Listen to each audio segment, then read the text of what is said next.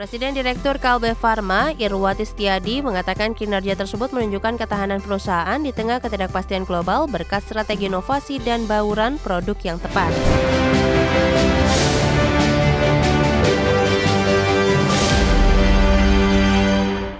PT Kalbe Farma Tbk mencatatkan kinerja positif sepanjang 9 bulan pertama 2025 dengan laba bersih mencapai 2,6 triliun rupiah atau tumbuh 10,6% secara tahunan. Pertumbuhan ini didorong peningkatan penjualan bersih serta perbaikan margin laba dari efisiensi biaya dan stabilnya harga bahan baku. PT Kalbe Farma Tbk atau KLBF mencatatkan kinerja positif sepanjang 9 bulan pertama 2025 dengan laba bersih mencapai 2,6 triliun rupiah, tumbuh 10,6% secara tahunan.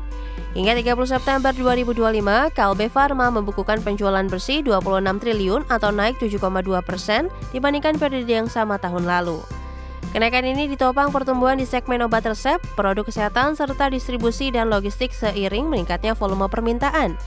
Presiden Direktur Kalbe Farma, Irwati Setiadi, mengatakan kinerja tersebut menunjukkan ketahanan perusahaan di tengah ketidakpastian global berkat strategi inovasi dan bauran produk yang tepat.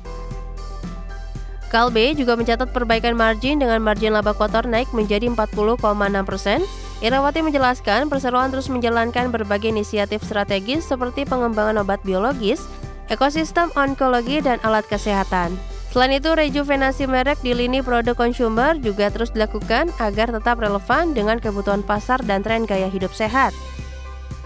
Dari sisi segmen bisnis, penjualan obat resep naik 11%, didukung pertumbuhan obat specialty dan obat generik untuk program JKN. Produk kesehatan tumbuh 9,4% berkat penguatan kategori preventif, sedangkan segmen nutrisi masih tertekan 2,1% akibat pelemahan daya beli konsumen. Untuk segmen distribusi dan logistik, penjualan meningkat 10,3% seiring ekspansi produk prinsipal eksternal. Adapun manajemen optimistis, target pertumbuhan penjualan dan laba bersih 6-8% di 2025 akan tercapai dengan rasio dividen ditingkatkan menjadi 50-60% dan alokasi buyback saham senilai 250 miliar rupiah. Berbagai sumber, IDEX Channel. Kita beralih ke indeks harga saham gabungan. Pemirsa, terpantau hingga penutupan perdagangan di sesi pertama Selasa 28 Oktober 2025, IHSG masih bergerak di zona merah, melemah 0,35%, melanjutkan pelemahan yang terjadi pada perdagangan Senin yang ditutup turun 1,87%. 307 saham melemah, 369 saham menguat, dan 280 saham lainnya stagnan. 11,7 triliun rupiah dibukukan oleh pelaku pasar di sepanjang sesi pertama perdagangan. Dan kita cermati saham-saham yang masih mampu menguat di tengah pelemahan IHSG. Yang masuk top gainers ada MBMA naik 7%, BRPT naik lebih dari 2%, begitu pula Telkom yang juga naik 2,7%, dan MTEK menguat 9,8%. Sementara top losers ada Unilever turun 6,27%, Brand turun 1,4%, Koin turun tajam 10%, dan IMPC melemah 5,88%. Dari sisi sektoral, pemirsa, kesehatan dan teknologi masih positif dengan penguatan masing-masing 2 dan 1%, sementara industri dan keuangan bergerak di zona merah.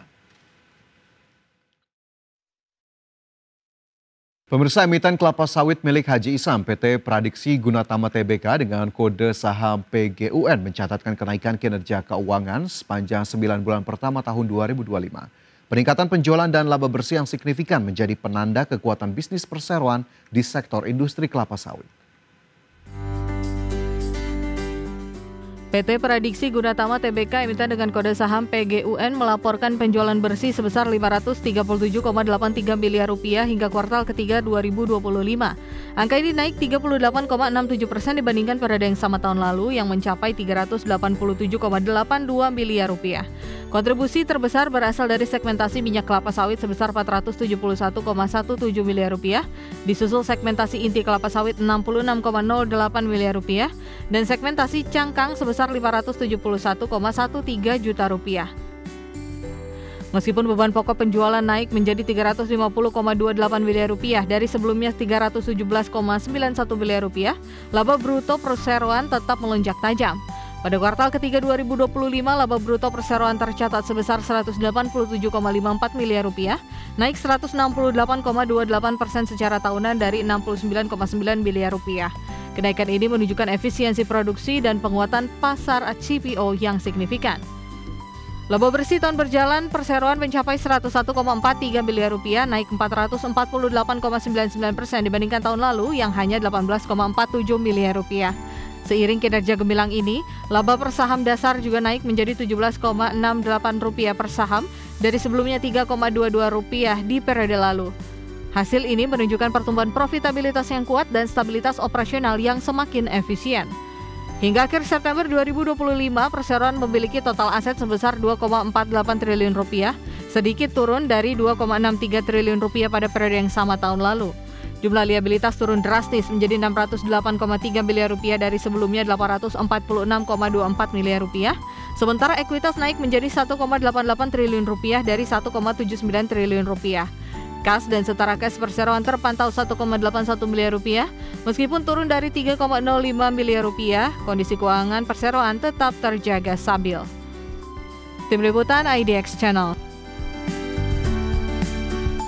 Bank Indonesia memastikan masih terdapat ruang yang cukup besar untuk menurunkan suku bunga acuan hingga akhir tahun 2025 dengan mempertimbangkan kondisi inflasi tahun ini dan proyeksi inflasi 2026. Kebijakan pelonggaran suku bunga ditujukan untuk mendorong pertumbuhan ekonomi nasional. Rapat Dewan Gubernur Bank Indonesia pada 21 hingga 22 Oktober 2025 memutuskan menahan suku bunga acuan di level 4,75% pada Oktober 2025.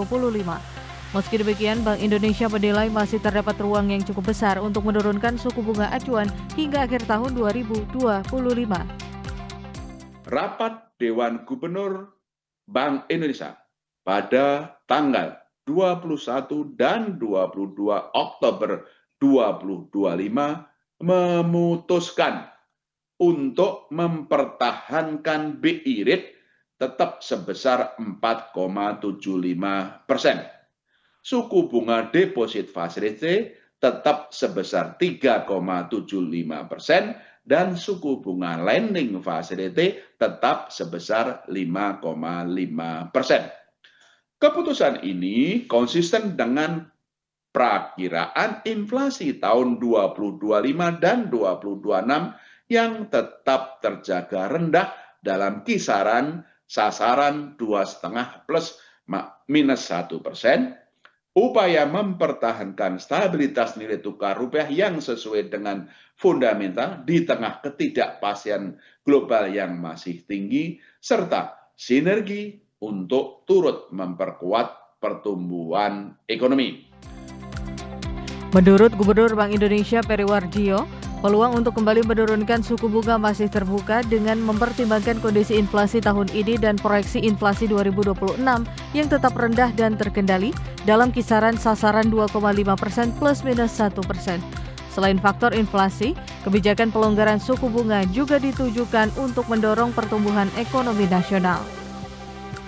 Dan dua pertimbangan ini, inflasi yang rendah dan perlunya bersinergi mendorong pertumbuhan, itulah landasan utama kami masih memandang ruang penurunan suku bunga itu masih terbuka. Bank Indonesia akan terus memperkuat bauran kebijakan melalui penguatan bauran kebijakan moneter, makroprudensial, dan sistem pembayaran yang bersinergi dengan kebijakan stimulus fiskal dan sektorial pemerintah untuk mendorong pertumbuhan ekonomi nasional.